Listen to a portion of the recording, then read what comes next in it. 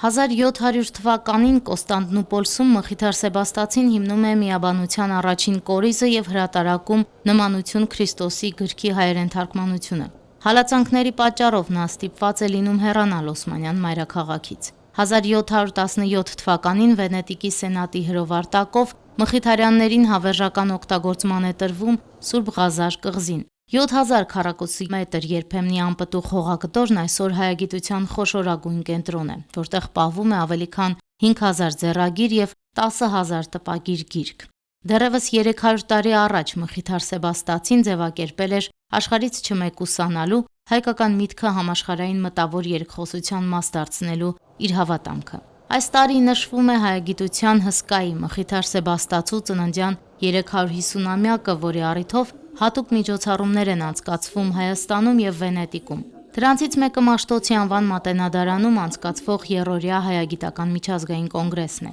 Մխիթար Սեբաստացի հայագիտության գործունեությունը տրտաբաժան ուներ իր ժողովրդին օգտակար դառնալու, հատկապես հայաբահբանման հետ կապված եւ հայ լեզվի ոչ միայն բահբանալ, այլ մակրագործման եւ այդ իր հայագիտական մեծ աշխատանքի ասենք երաշխիքը կամ բդուղը եղած է իր հայգազյան բարարանը, ուր մակրած է թրկապանությունները, լադինապանությունները եւ 30 տարի ուսումնասիրելով մեր հայկական ցերակիրները մեզի բարգեված է իսկական ասենք հայ լեզվի կամ մեր հայ մատենագրության մեջ եղած բարերը,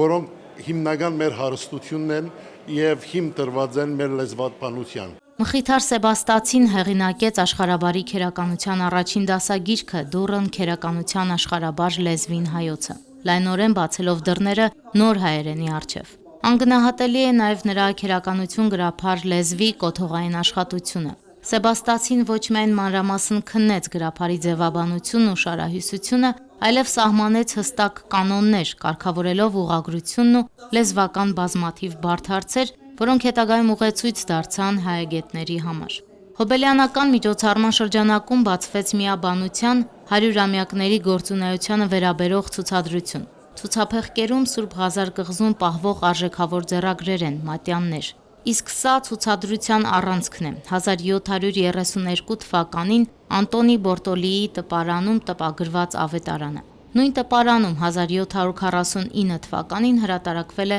Բարգիրք հայկազյան լեզվի առաջին հատորը։ Ինքը բացած է մի ասենք տարաշրջան զարթոնքի, որուն ասենք հետո աշակերտները եղած են իր աշխատանքի կամ դկնության արդյունքը իրենց ուղեցույց տալով լա դարբեր մարզերու մեջ, օրինակ հայագիտության կամ լեզվաբանության մեջ իր գործը գդարելակործած են երից վարտաբեդած 3 վարտաբետները, որ նոր Բարգիրք հայկազյան լեզվի գազմած են։ Չամչյանը իր մեկնության գործը, որը սկսած էր Սամոսներու, գդարելակործած է, ինչպես նաև լեզվագանի մեջ Փակրադունին ավելի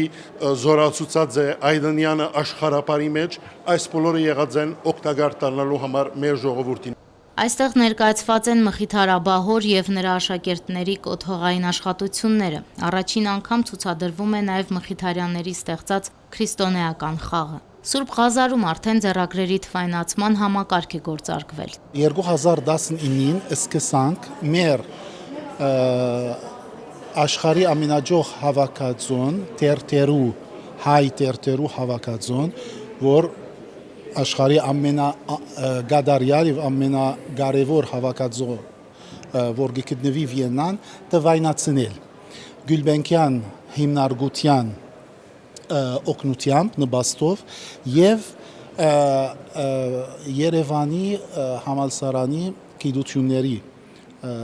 ակադեմիայի հետ Մխիթարյան միաբանությունը հայրերու աշխատանքով բոլոր տերտերը գահանենք, գցանկակրենք եւ գուտանք ընկերության տվայնացնելու համար եւ այսօր հասած ենք մոտավոր 800 կամ ավելի, կարելի է ասել 900,000 էջ տվայնացված։ Վենետիկում հուլիսի 9-ից 10-ին, ինչպես գիտեք, վերականգնողները մատենադարանի շուրջ 500 ձեռագրի մշտադիտարկում են իրականացել, արձանագրել խնդիրները եւ այս առաքելությունը շարունակական բնույթ ունի եւ կոնգրեսի շրջանակներում շարունակվելու է։ Կոնգրեսն արդեն երրորդ անգամ է Մատենադարանում համախմբում տասնյակ հայագետների ամբողջ աշխարհից, Հյուսիսային Ամերիկայից, եվրոպական խոշոր հայագիտական կենտրոններից, առաջատար միջազգային հաստատություններից, ձեռագրական կենտրոններից։ Գլխավոր նպատակը հայագիտության միջազգայնացմանը նպաստելն է։ Դա նախ եւ առաջ վերաբերում է արտերկրում գործող հայագիտական կենտրոնների գործունեությանը ծանոթանալը, խնդիրների վերհանմանը, դրանց լուծման եւ կարգավորման միջոցների սահմանման, այնպես էլ որ շատ կարեւոր է հայագիտական միջազգային կոնգրեսի համար հայ հոգեվոր ձեռագրական կենտրոնների ներկայությունը։ Հայերեն գրավոր ժառանգության, պահպանության, վերականգնման, ուսումնասիրման ու հանրահռչակման արդի խնդիրները, դրանց կարգավորման եւ լուծման հնարավորություններ։ Եվ ահա այս հիմնական խնդիրների շուրջ է, որ ամեն տարի Մատենադարանում համախմբվում են հայաստանյան եւ արտերկրի հայագիտական կենտրոնները։ Օքսֆորդի համալսարանի Գալուստ Գյուլբենկյանի անվան հայագիտության ամբիոնի վարիչ պրոֆեսոր Թեո Մարտեն Վան Լինտը հայագիտության ոլորտում առաջատար մասնագետներից է։ Վան Լինտի հետազոտությունների կենտրոնում են միջնադարյան հայ խոշորագույն բանաստեղծներն ու մտածողները՝ Նարեկացի, Երզնկացի, Ֆրիկ։ Նա Օքսֆորդի Բոդլեան գրադարանում պահվող հարուստ հայկական ձեռագրերի ուսումնասիրությամբ, ցուցակագրմամբ եւ վերլուծությամբ է զբաղվում։ Խոսելու եմ երկու նյութերի մասին, մանավանդ առաջինը մեր մատենաշարքն է, որ ունենք Ժնևի համալսարանի հետ միասին, ղեկավարված բացի ինձնից նաև Վալենտինա Կալձոլարիից, որ այնտեղ պրոֆեսոր է Ժնևում, եւ սա կոչվում է Armenian Text and Studies։ Մենք ունենք 7 հատոր, արդեն մի 10 հատ գալու են գալ 2-3 տարվա ընթացքում։ Այսպիսի հրատարակություններ ունենք, որ առաջ են տանում հայագիտությունը որոշ ուղղությամբ։ Միշտ շատ կարևոր հիմնական է մնում Մատենադարանում հեշտ է դա ասել եւ պնդել, բայց իրականություն է, որ մենք դեռ շատ պետք ունենք տեքստերի, որ հիմա միայն ձեռագրերում են պահպանված, հրատարակումը։ Դա մեզ շատ պետք է, գտնական հրատարակություն է, այնպես որ արդեն այդ տեքստերը հայտնի դառնան եւ կմտնեն արդեն շատ ավելի հայտնի կդառնան եւ կդառնան առարկա հետազոտությունների համար։ Հայագետն այժմ թարգմանում է Գրիգոր Մագիստրոսի թղթերը, ընթացքի մեջ է նաև Գրիգոր Նարեկացու Մատյան ողբերգության աղոթագրքի հոլանդերեն թարգմանությունը, որը հրատարակության պատրաստ կլինի մի քանի տարուց։ Հոբելյանը պարզապես տոնական առիթ չէ, այլ ահազանգ եւս մեկ անգամ արժևորելու մեր հարուստ ձեռագրական հավաքածուների պահպանման ու հանրահռչակման անհրաժեշտությունը։ Այսօր հրատապ է պետական օղակների եւ գիտական համայնքի միասնական ռազմավարության մշակումը, քանի որ այս ոլորտում խնդիրները բազում են, նշում է Մատենադարանի տնօրեն Արա Խզմալյանը։ Ըստ նրա, հազարավոր պատմական աղբյուրներ մինչ օրս մնում են չուսումնասիրված, իսկ դարերի փոշին կրող բազմաթիվ մատյաններ դեռ կարոտ են շտապ նորոգման, խնամքի ու բուժման։ Գալուստ Գյուլբենկյան հիմնադրամի եւ Մատենադարանի համագործակցությամբ 1 տարի առաջ մեկնարկել է ռազմավարական նշանակության մի նախագիծ, որը 1 թվային հարթակում է միավորում աշխարհի տարբեր անկյուններում սփռված հայկական ողջ ձեռագրական հարստությունը։ Խոսքը աշխարհի հայերեն ձեռագրերի համահավաք շտեմարանի մասին է։ Ձեռագրագիտությունը, տեքստաբանությունը լայն իմաստով չեն կարող դուրս մնալ բարձր թվային տեխնոլոգիաների, արհեստական բանականության եւ այլ գործիքակազմերի ինձեռած հնարավորություններից եւ այն հարթակը, որը պիտի ստեղծվի, իր մեջ ամփոփելու է ոչ միայն մեր խոշոր ձեռագրական հավաքածուների գիտական նկարագրությունը, ես նկատի ունեմ Մատենադարանի, Մայրաթոր Սուրբ Էջմիածնի, Զմարի, Պոլսի, Երուսաղեմի, Վիեննայի, Անտիլիասի, Վենետիկի եւ այլն, որոնք մեծավ մասամբ նկարագրված են եւ այդ ցուցակները կզետեղվեն այդ կայքում, այդ համահավաք շտեմարանում, բայց նաեւ նկատի ունենանք, որ աշխարհի տարբեր թանգարաններում կան ձեռագրեր, որոնք մեծ թիվ չեն կազմում եւ այդ ձեռագրերը չեն մտել որևէ ձեռագրացուցակի մեջ եւ ըստ էության շատ առումներով նաեւ անհայտ են ուսումնասիրողները։ Աշխարհով մեկ սփռված ավելի քան 35,000 ձեռագիր մատյան, մատենագիտական տվյալներ, նկարագրություններ, իսկ հնարավորության դեպքում նաև բարձրորակ լուսանկարներ թվային նույն հարթակում կհայտնվեն։ Կոնգրեսի շրջանակում հայերեն աշխարհասփյուռ ձեռագրերի թվային շտեմարանի ծրագրի պայմանագիրը Գալուստ Գյուլբենկյան հիմնադրամի և Մատենադարանի միջև երկարաձգվեց ևս 2 տարով։ Անուշ Առաքելյան, Հարություն Տոլանյան, Եկեղեցական կյանք։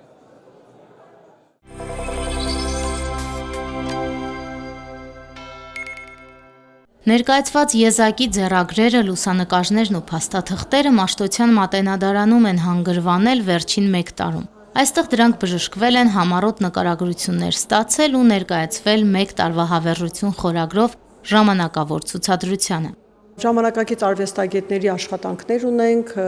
Գևորգ Ջորջ Քասաբյանի բավական հետաքրքիր մի կոմպոզիցիա։ Ցուցադրման բացման շրջանակներում նաև 3 ընծայաբերման արարողություն ենք ունենալու՝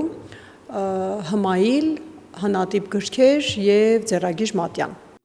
Ցուցադրությունը բացվեց միջազգային հայագիտական 3-րդ կոնգրեսի շրջանակում։ Միջոցառումը նշանավորվեց Կերոն զարգացման հիմնադրամի 17-րդ դարի բացառիկ ժողովածու ձեռագրի նվիրատվությամբ։ Էրին Փինյոնի և Բորնա Իզատփանի նվիրաբերության շնորհիվ էլ Մատենադարանի հավաքածուն համալրվեց Գարեգին Մուրադյանի «Պատմություն նոր կտակարանի» և Անտոն Գարագաշյանի «Հատնտիր քաղված կարժեքավոր» գրքերով։ Նախորդ 3 տարվա ընթացքում Մատենադարան են մուտք գործել ավելի քան 100 ձեռագիր մատյաններ, տասնյակ հնատիպ գրքեր, հարյուրավոր արխիվային փաստաթղթեր, հնագույն պատառիկներ ու լուսանկարներ։ Շատ հետաքրքիր ձևով մեզ մոտ հավաքվել են ժամանակակից արվեստի գործեր,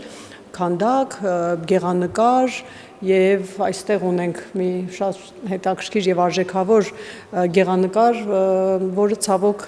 հեղինակի մասին պատկերացում չունենք, Մատենադարանի ձեռքբերումն է։ Կարևորում է այն հանգամանքով, որ այստեղ նկարված է Մատենադարանի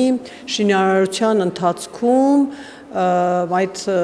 ընթացքը, որը ոչ մի լուսանկար մենք չենք ունեցել։ Նշանավոր պատմաբան, բանասեր և աստվածաբան Երվանդ Տեր-Մինասյանի հիշողություններն են Կոմիտասի մասին։ Նրա ուսանողական տարիների գրառումները, թանաքամանը, սա էլ 2025 թվականին Մատենադարանի հրատարակած Երվանդ Տեր-Մինասյանի «Հուշեր իմ կյանքից» գրքի 2-րդ հրատարակությունն է։ Հատորն ընդգրկում է Երվանդ Տեր-Մինասյանի հուշերը Հառիճում, Գևորգյան ճեմարանում և Գերմանիայում ուսումնառության տարիների, մանկավարժական ու գիտական գործունեության մասին։ Այս ամենը Մատենադարանին է ընծայաբերել աստվածաբանի թոռնուհին, ճարտարապետ Անուշ Տեր-Մինասյանը։ Եզակի գրքերից այս ցուցափեղկի մեջ ոսկե բարեկամ ունեն Գրիգոր Մանդակունու խմբագրությամբ, այսինքն Գրիգոր Մանդակունին է գրել 1903 թվականին, մինչ այժմ հայտնի է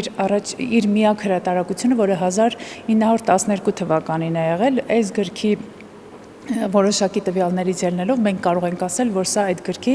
առաջին հրատարակությունն է, ունեն գնումներ ռուսերեն լեզվով բույսերի մասին,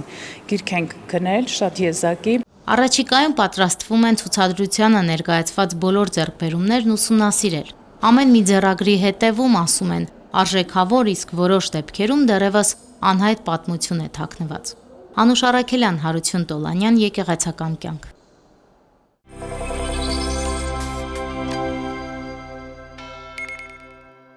Օրերս Լոնդոնում կայացել է հայկական ամառային 16-րդ փառատոնը, որը մեկ հարկի տակ էր համախմբել Միացյալ Թագավորության տարբեր անկյուններում ապրող մեր հայրենակիցներին։ Ամենամյա տոնախմբությունը կազմակերպվել էր Մեծ Բրիտանիայի և Իռլանդիայի հայոց թեմի ու նրա շուրջ համախմբված կառույցների ու կամավորական խմբերի ջանքերով։ Միջոցառմանը ներկա էին Մեծ Բրիտանիայում Հայաստանի դեսպան Վարուժան Ներսիսյանը, տեղի համայնքային խորհրդի նախագահ Կարեն Արևյանը, բրիտանացի խորհրդարանականներ և քաղաքական գործիչներ։ Ողջույնի խոսքում նրանք ընդգծեցին հայ համայնքի նշանակալի դերը բրիտանական հասարակական կյանքում և բարեկամական հարաբերությունների զարգացման գործում։ Օրվա ընթացքում ներկաները վայելեցին հայկական ավանդական խոհանոցը, ծանոթացան տաղավարներում ներկայացված հայկական արտադրանքին։ Փառատոնի առթիվ արտիստներ էին ժամանել նաև Հայաստանից։